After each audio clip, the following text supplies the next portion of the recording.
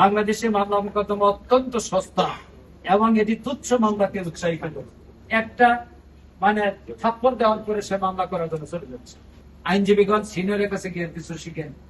আমরা চাচ্ছি এখানে এমন একটা বিনিয়োগ থাকবে যে বিনিয়োগের মাধ্যমে আইনজীবীগণ যেমন শিখবেন, সিনিয়ররাও শিখবেন, প্রযুক্তির সাপোর্ট তারা দিবেন। এই জন্য বিনিয়োগ দরকার। এই বাজেটে এই ধরনের কোন উদ্যোগ আমরা দেখতে পাইনি। বিভিন্ন মিডিয়া যেগুলি আসছে, আমরা আমাদের এই বাজেট ভাবনায় এই প্রস্তাবনাটা সরকারের কাছে। এরপর আসছে আদালতের নথি এবং মামলা ব্যবস্থাপনাকে ডিজিটাইজ করা।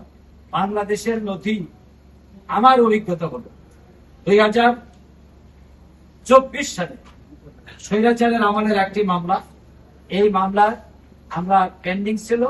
এই মামলার নথির জন্য যখন সুপ্রিম কোর্টে দৌড়াদৌড়ি শুরু হয়েছে, নথি খুঁজে পাওয়া গেছে। অনেক কষ্টের পর বিভিন্ন জায়গা থেকে এগুলি উদ্ধার করা হয়েছে।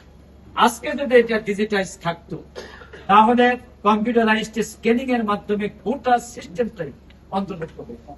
আমরা এটা আরো উন্নত ব্যবস্থাপনা আনার জন্য একটি বাজেট যেন থাকে সেই ব্যাপারে আমরা এখানে উল্লেখ করছি। বিচার বিভাগীয় গবেষণার সক্ষমতা শক্তিশালী করা।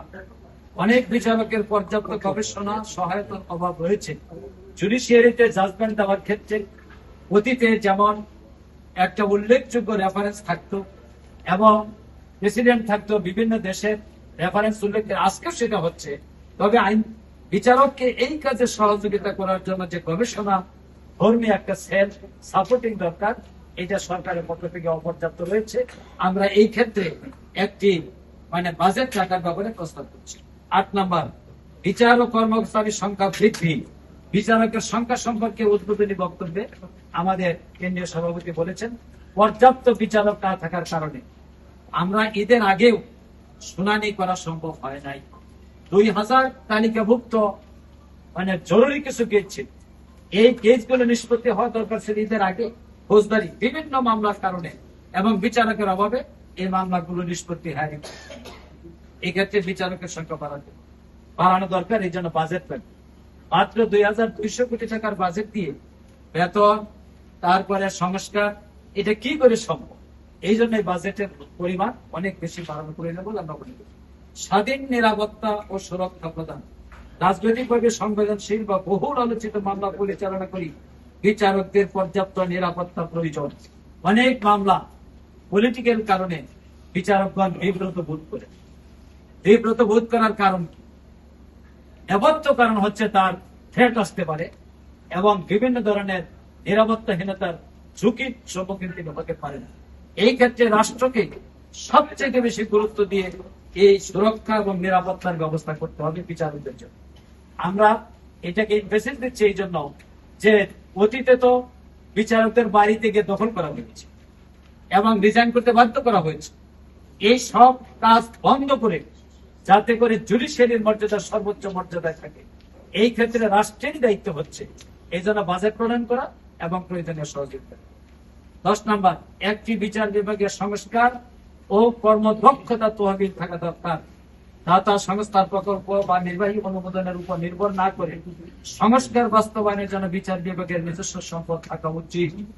বাংলাদেশে বিচার বিভাগের নিজস্ব সম্পদ আছে বলে আমার জানা নেই।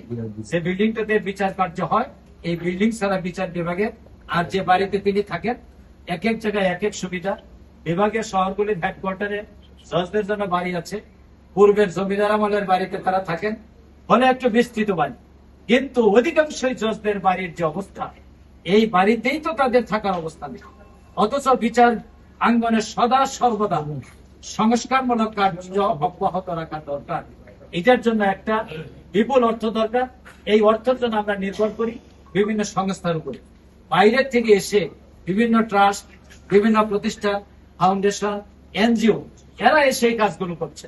এটা না হয়ে আমাদের প্রস্তাব হলো সরাসরি সরকারের পক্ষ থেকে এই ব্যাপারে বাজেট নির্ধারণ করা দরকার। যদি করা হয়, বিচার বিভাগের সংস্কার কার্যক্রম ব্যাপক রূপ লাভ করবে বলে আমার ধারণা। কারণ আজকে যে আইনগুলো কোনটি সঠিক কোনটি বেঠিক, এইটাও আজকে আমরা গবেষণার লব্ধ যে অভিজ্ঞতা, স্টাডি ছাড়া এটা বলতে পারছি।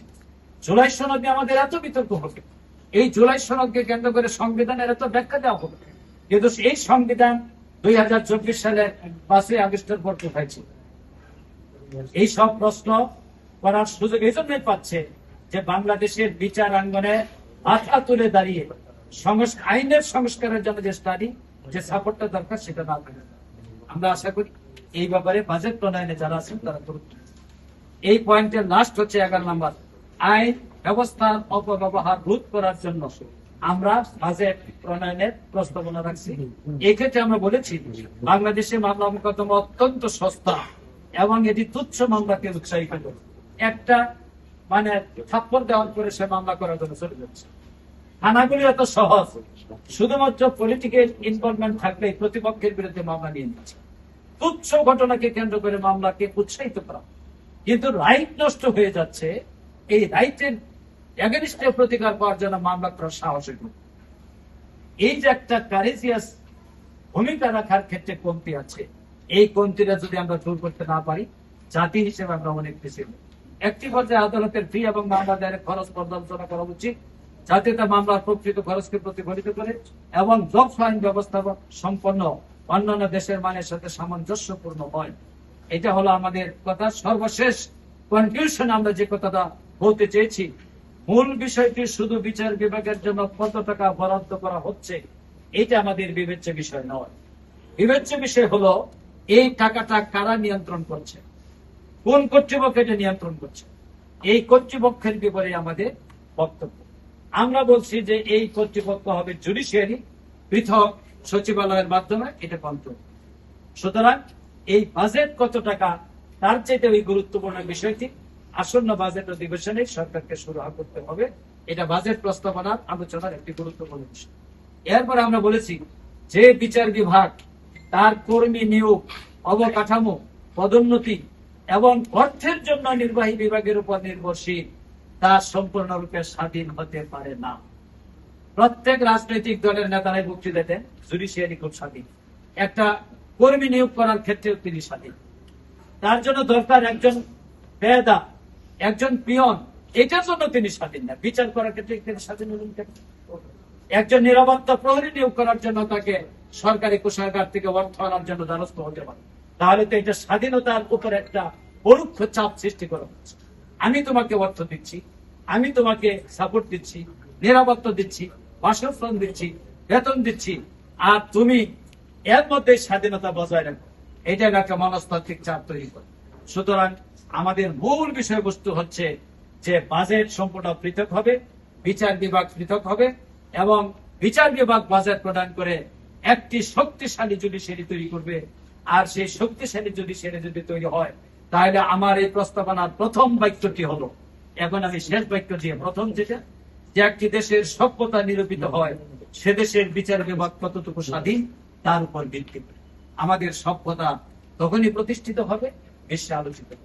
এই বাজেট ভাবনাটি যেন আগামী দিনে আমলে নেওয়া হয়, গুরুত্ব দেওয়া হয়, এই আহ্বান রেখে আমি আমার উপস্থাপনা এখানে শেষ করছি।